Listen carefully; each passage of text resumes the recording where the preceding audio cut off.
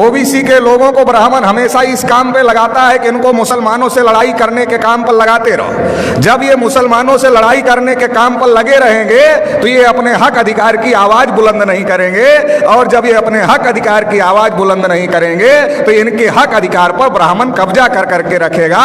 आजादी के 72 साल में हमारी गिनती हिंदू के नाम पर करते रहे और हमारे सारे हक अधिकार पर ब्राह्मणों ने कब्जा कर लिया। मुल्क की आजादी के 72 साल में इस देश में जानवरों की गिनती हुई, कुत्तों की गिनती हुई, हिजड़ों की गिनती हुई, मगर जो हम लोग हैं 52% ओबीसी के लोग, हमारी गिनती नहीं हुई।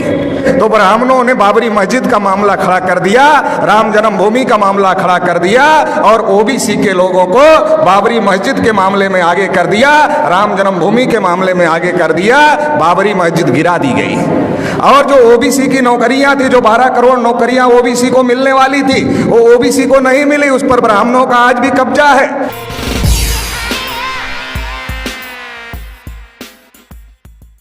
आदिवासियों को के ऊपर भी बड़े पैमाने पर जुल्म और ज्यादती हो रही है। सिखों का देश में लाखों की संख्या में कत्लेआम हुआ। लिंगायत लोग लाखों की संख्या में मोर्चा निकाल कर कह रहे हैं कि हम हिंदू नहीं हैं, हमारा स्वतंत्र धर्म है, लेकिन उनको जबरदस्ती से हिंदू बना करके रखा जा रहा है। क्रिश्चियनों की चर्चेज पर हमले किए जा रहे हैं। बुद्धिस्टों के जितने बड़े बड़े सेंटर हैं उस पर ब्राह्मणों ने कब्जा कर लिया है। मुसलमान के घर के अंदर किस चीज की बिरयानी पक रही है ये मुसलमान नहीं तय करता है। मुसलमान के घर के अंदर किस चीज की बिरयानी पक रही है ये तय करने का काम आरएसएस, बजरंग दल और विश्व हिंदू परिषद के गुंडे करते हैं। कभी भी किसी मुसलमान को मॉब लिंचिंग का शिकार बनाया जाता है। अलग अलग माइनॉरिटीज के हालात खराब है। देश का एक बड़ा तबका है जिसे ओबीसी कहा जाता है, जिसका मैं नेशनल प्रेसिडेंट हूं। मुल्क की आजादी के 72 साल में इस देश में जानवरों की गिनती हुई, कुत्तों की गिनती हुई, हिजड़ों की गिनती हुई, मगर जो हम लोग हैं 52% ओबीसी के लोग, हमारी गिनती नहीं हुई।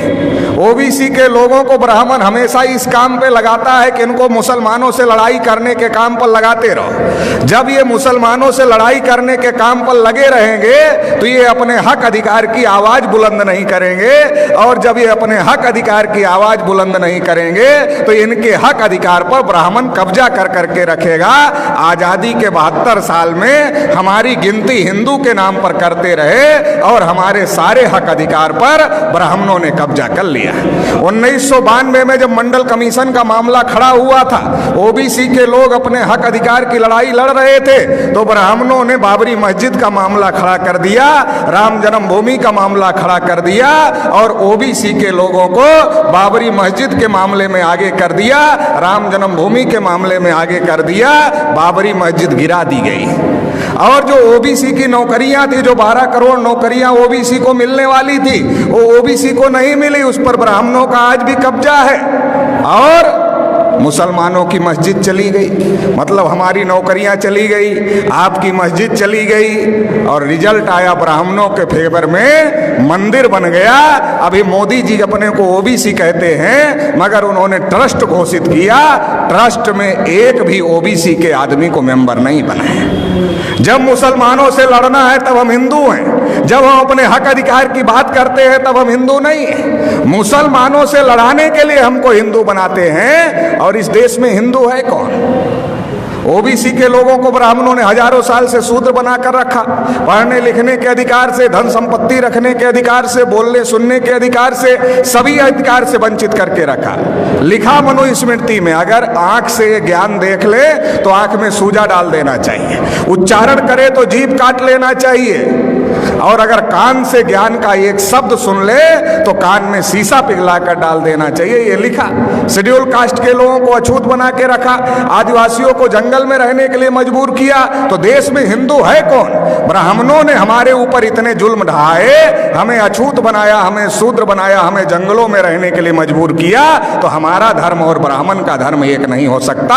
हम हिंदू नहीं हैं। आप रामायण पढ़ लो, महाभारत पढ़ लो, गीता पढ़ लो, वेद पुराण पढ़ लो, श्रुति स्मृति पढ़ पढ़ लो, कहीं पर भी हिंदू लिखा हुआ नहीं है, क्योंकि ये हिंदू हिंदी भाषा का शब्द नहीं है, ये हिंदू संस्कृत भाषा का भी शब्द नहीं है, ये पर्शियन भाषा का शब्द है जिसका अर्थ होता है हारा हुआ, नीच, कायर, काला, चोर, गुलाम।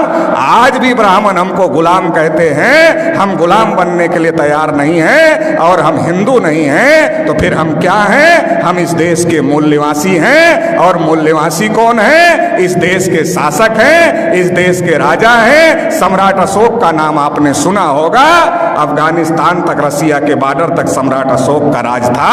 हम लोग उस वंश के लोग हैं। इस बात को हम लोगों को समझने की जरूरत है। भारत के मुसलमान कोई अरब ईरान से आए हुए लोग नहीं हैं, हमारे डीएनए के भाई हैं, हमारे खून के भाई हैं। जब ब्राह्मणों ने हमारे बुजुर्गों पर जुल्म किया तो हमारे बुजुर्गों ने इंसाफ के मजहब को पसंद किया और इस्लाम को स्वीकार किया। भारत में जो मुसलमान हैं हमारे डीएनए और खून के भाई हैं। इस बात को ब्राह्मण जानता है, इसलिए दंगे में हम मरे या दंगे में आप मरे, ब्राह्मण की सेहत पर कोई फर्क नहीं पड़ता है। हमारे और आपके बीच में ब्राह्मण आ गया है, उसको बीच से हटाना होगा, भाई को भाई से गले लगना होगा।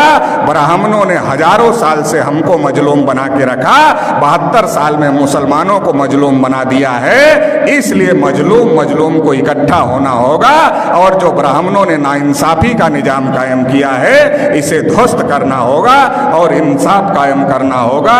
इंसाफ की इस लड़ाई में आप साथ देंगे, इतना ही कहते हुए आपने मुझे सुना, इसके लिए आभार, धन्यवाद। जय मुर्शिद।